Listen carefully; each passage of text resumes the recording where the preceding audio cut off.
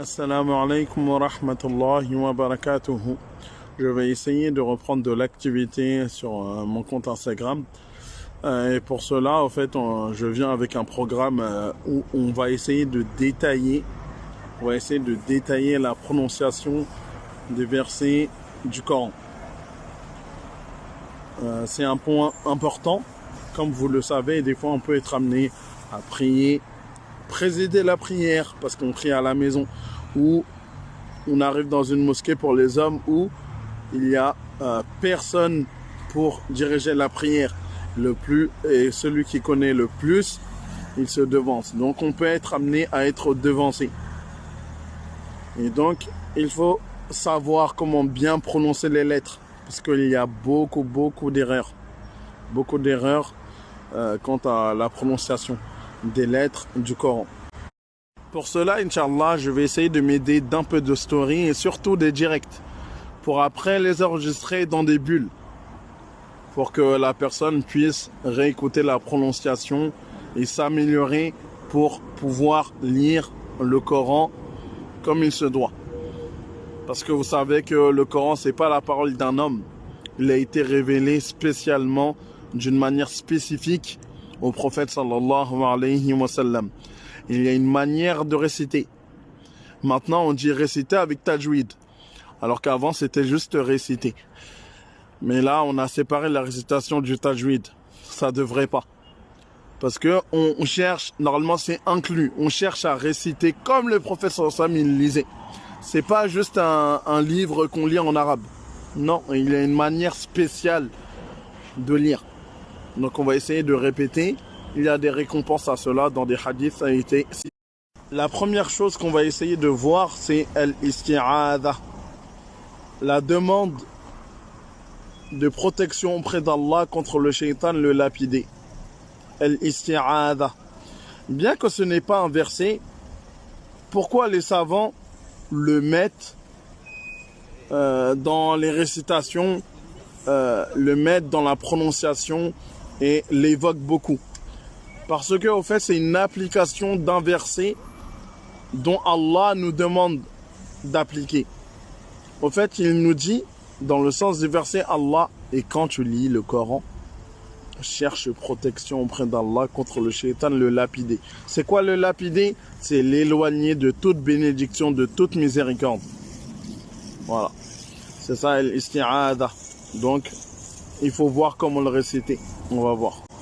أعوذ بالله من الشيطان الرجيم.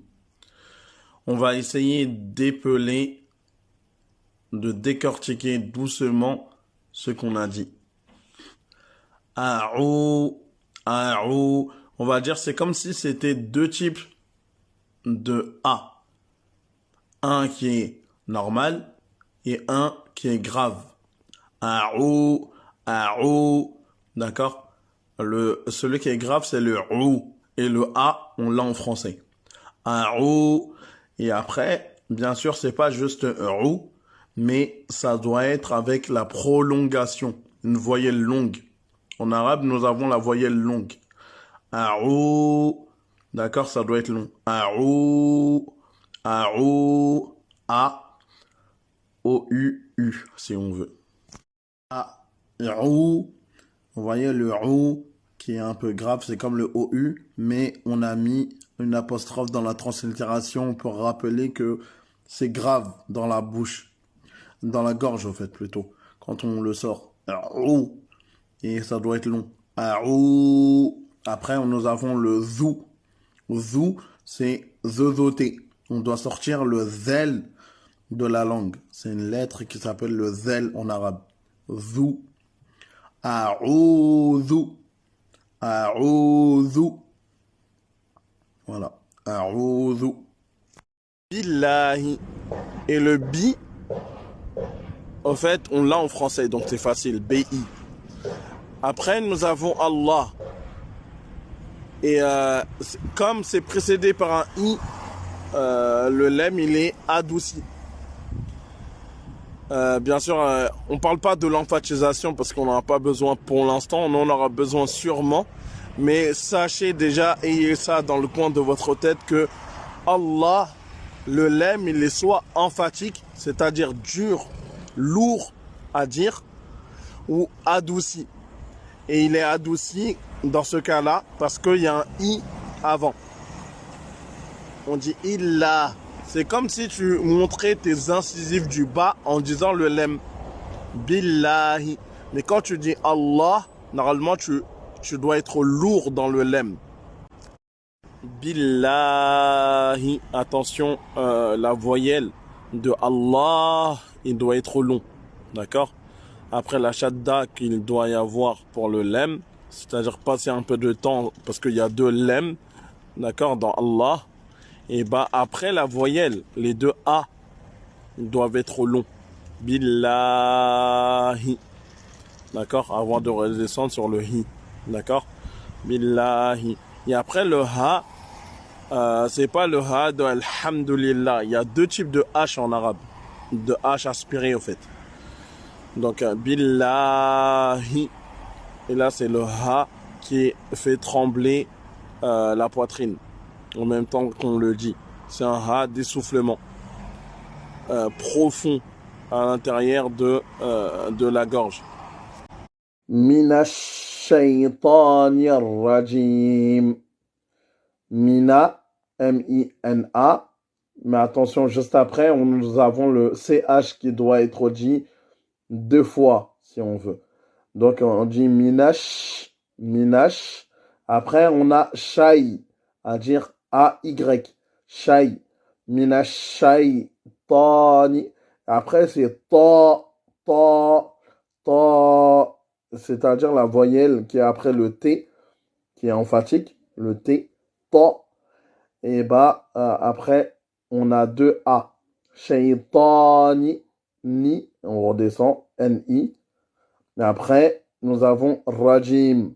Et là, le ra, ça doit être un ra qui est roulé, comme en espagnol. D'accord?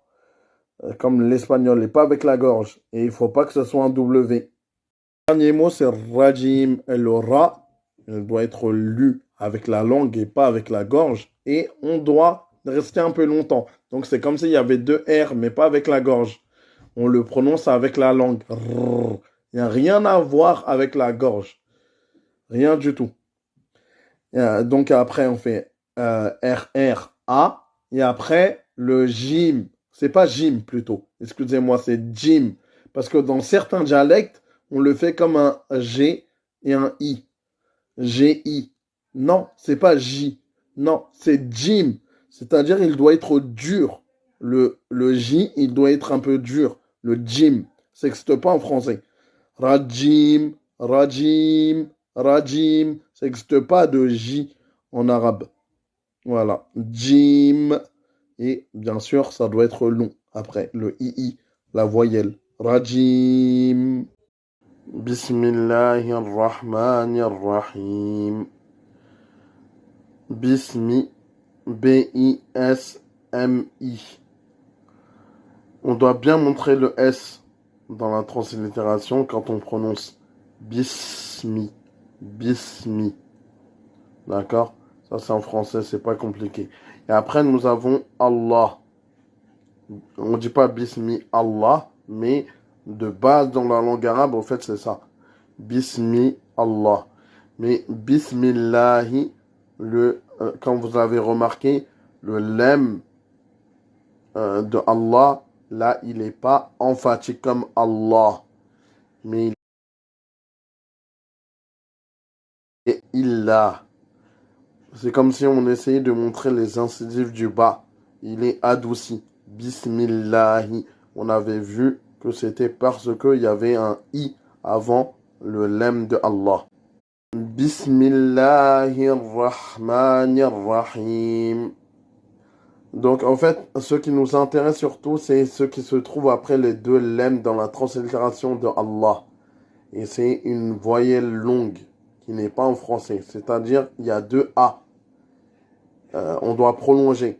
Allahi. Et en même temps, pour vous donner un plus, c'est pareil pour tout type de Allah que ce soit même Allahumma, il y aura une prolongation après les deux lemmes. D'accord? C'est pas Allahi. D'accord? C'est Bismillahi. D'accord? Et après, on redescend avec le hi, qui est le ha dans la profondeur de la gorge, qui fait trembler la poitrine en même temps qu'on prononce. Allahi, c'est pas le ha de Alhamdulillah. Bismillahirrahmanirrahim. Bismillahi Ar-Rahmani. Ar-Rahmani, c'est avec le ra, bien sûr, avec la langue. C'est pas un ra avec la gorge. D'accord? On doit rouler. Et en plus, on doit insister parce que c'est une lettre, le ra, c'est une lettre shamsiya, solaire. Pour ceux qui connaissent un peu la lecture arabe et ils savent ce que je dis.